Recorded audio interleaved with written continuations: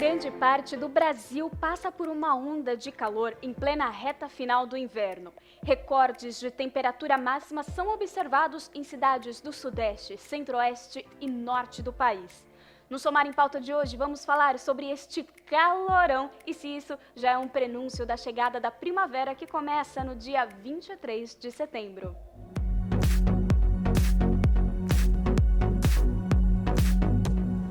Órgãos públicos, como a Defesa Civil de São Paulo, emitiu um alerta para a forte onda de calor no estado paulista. Em Mato Grosso, o INMET também emitiu alerta para a onda de calor provocada pela massa de ar seco.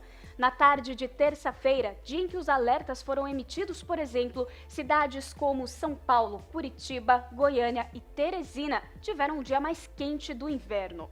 Porém, na quinta-feira, o calor foi mais intenso, batendo novos recordes. Na capital paulista, a máxima chegou aos 35,9 graus, segundo o Instituto Nacional de Meteorologia, sendo esta a maior temperatura para o mês de setembro em toda a série histórica. Outras cidades também tiveram temperaturas bastante elevadas e algumas foram até as temperaturas mais altas do ano em pleno inverno, como em Goiânia, com 38,9 graus, Brasília 33,6 graus, Teresina 38,2 graus.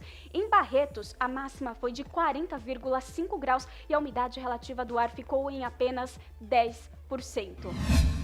Além do calor intenso, a persistência de tempo seco faz com que a umidade relativa do ar fique em situação de alerta ou de emergência. Se quiser entender um pouco mais sobre a umidade do ar, clique no vídeo aqui em cima que fizemos lá no início do inverno sobre este assunto.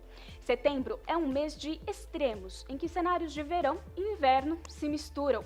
Mas alguns fatores favoreceram essa temperatura bastante elevada. Primeiramente, vamos falar da temperatura máxima do inverno, que está em torno de 2 a 3 graus acima do normal. Nos 3 estados do centro-oeste do Brasil, na faixa sul da região norte, interior do Nordeste, norte de Minas Gerais, oeste de São Paulo e norte do Paraná, a temperatura está em torno de 3 graus acima do normal. Mas alguns extremos também acontecem e a temperatura está até 5 graus acima da média climatológica, como no norte do Paraná e no norte mineiro. E para entendermos melhor o porquê desse calor na estação mais fria do ano, vamos conversar com a meteorologista Heloísa Pereira. Elo, já dando um spoiler aqui, o responsável é o El Niño?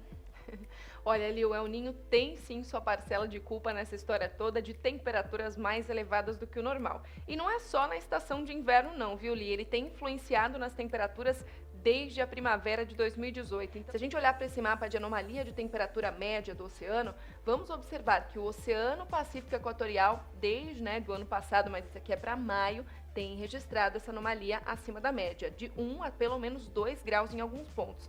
Agora, ali, no decorrer dos últimos meses, esse fenômeno tem se desintensificado, tem perdido força, só que os efeitos dele na atmosfera ainda têm sido observados, sim, por conta dele transferir diretamente esse aquecimento para a atmosfera e isso não ser uma resposta direta, né? Então, em agosto, a NOAA decretou o fim do fenômeno, mas ainda assim a gente tem visto os efeitos dele. E como estamos agora em setembro, nessa reta final de inverno e início de primavera?